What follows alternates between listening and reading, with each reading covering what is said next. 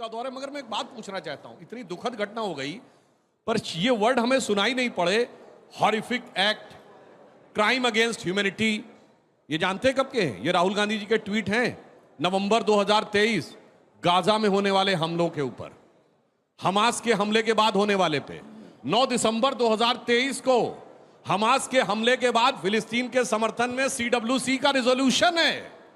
9 दिसंबर 2023 Hamas के हमले के बाद मगर CWC का कोई रिजोल्यूशन दिखाई नहीं पड़ा, सोनिया जी का कोई आर्टिकल दिखाई नहीं पड़ा, प्रियंका जी और इनका स्टेटमेंट नहीं दिखाई पड़ा, रॉबर्ट वड्रा जी का बहुत ही निंदनीय, निकृष्ट और भर्त्सनायोग बयान देखने को मिला।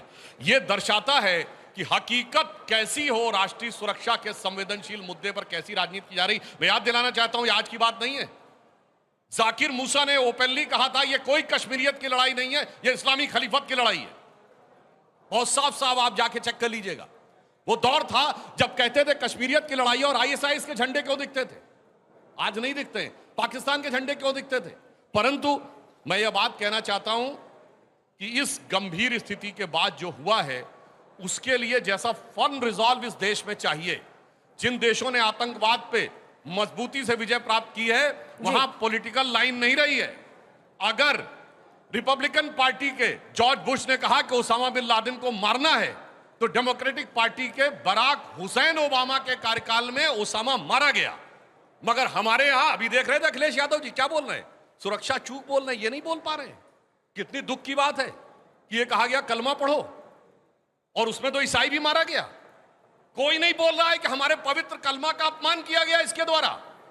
जो कहते थे जय श्री राम वॉर टाई हो गया, कोई नहीं कहता जैसे मोहम्मद में मोहम्मद साहब के नाम का अपमान है और कलमा के नाम पे मारने से कलमा का अपमान हो रहा है। किसी ने बोला ना। ये सेकुलर सोच है। तो सेकुलर सोच ने एक नई राह दिखाई। पहले हम लोग कहते थे हिंदू मुस्लिम सिख ईसाई आपस में सब भाई भाई, अब ये सेकुलरिज्म ने एक नई राह दिखाई और इस पर ऐसी चुप्पी छाई कि हिंदू मुस्लिम यहूदी ईसाई सब मिल कलमा बोलो भाई। अब है ये सेकुलर चुप्पी छाई। इसलिए इस देश में अब एक गंभीर पॉलिटिकल विल भी होनी चाहिए जो पार्टी लाइन से अलग होनी चाहिए, तब इस देश की समस्या के साथ डील किया जा सकता है। ठीक है, लेकिन आपने क्या सबक सीखा? 3892 आतंकी हमले हुए हैं, 1004 से अधिक हमारे सिविलियन और सिक्योरिटी फोर्सेस के लोग मारे गए। आपने क्या सबक लिया? आपने उड़ी से क्या सबक लिया? आपने पुलवामा से क्या सबक लिया? आपने गुरदासपुर से क्या सबक लिया? आपने पठानकोट से क्या सबक लिया? आपने नदी मार्ग के कत्लेआम से क्या सबक लिया? आपने सीपोरा के कत्लेआम से क्या सबक लिया? प्रधानमंत्री जी, ये देश जानना चाहता है। पाकिस्तान से लीजिए प्रतिशोध, सारे राजनीतिक दल साथ खड़े हैं, लेकिन जवाब दीजिए कि पुलवामा में जो हमारे 40 सैनिकों की शहादत हुई, 300 किलो RDX आया कहां से? प्रधानमंत्री जी, बरस दर बरस झूठ परोसा जा रहा है। कड़ा एक्शन, अरे लीजिए ना और दिखाइए देश को कि कितना कड़ा एक्शन आपने लिया है। मैं पूछना चाहता हूं, एक शब्द मुंह से नहीं निकालते।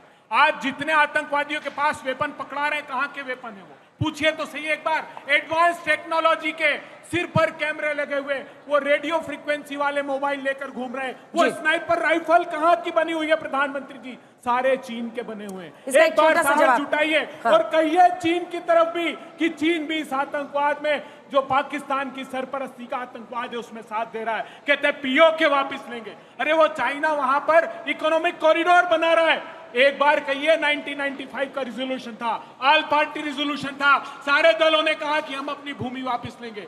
मुंह नहीं खोलते उनके खिलाफ। आप साहस जुटाइए, पूरा देश आपके साथ। ठीक है, चलिए सुधांशु जी छोटा सा जवाब, उसके बाद में। इन्होंने कहा कि सारे दल साथ में हैं पाकिस्तान के खिलाफ। किस मुंह से बोलते हैं?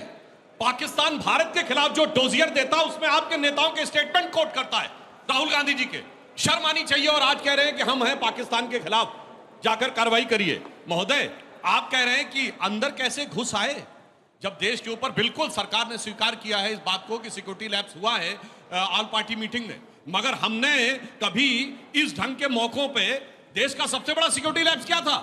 प्रधानमंत्री के घर में प्रधानमंत्री की हत्या हो गई। हमने कभी मुद्दा बनाया था उसको? इंदिरा जी का बोलिए, उससे बड़ा सिक्योरिटी लैप्स कोई हो सकता है? दूसरा मैं पूछना चाहता हूं, आप वो बात करते हैं, प्रधानमंत्री के घर में यासीन मलिक को बुलाते थे जिसने एयरफोर्स के अधिकारियों की हत्या की।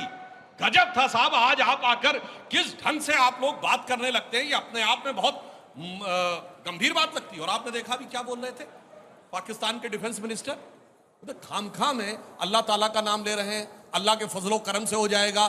जनाब ये चिंता मत करिए, हर बात में आप रिलीजन को लाने की जो कोशिश करते हैं, चिंता मत करिए, केवल अल्लाह के रहमो करम से, फजलो करम से नहीं होने वाला, इसके लिए टेक्नोलॉजी होनी चाहिए। और मैं आपको बताना चाहता हूं, जो कहते हैं ना न्यूक्लियर वॉर, पहली बात तो न्यूक्लियर वॉर कोई हैसियत नहीं, अभी तक रशिया ने कभी यूज नहीं किया यूक्रेन के ऊपर, ये क्या गीदड़ भपकी देते हैं। मगर मैं आपको बताना चाहता हूं, अप्रैल 2019 में 2019 के लोकसभा चुनाव के दौरान एक बार एक मैसेज आया था कि प्रधानमंत्री 12 बजे राष्ट्र को नाम संबोधित करेंगे, अगर आपको याद हो।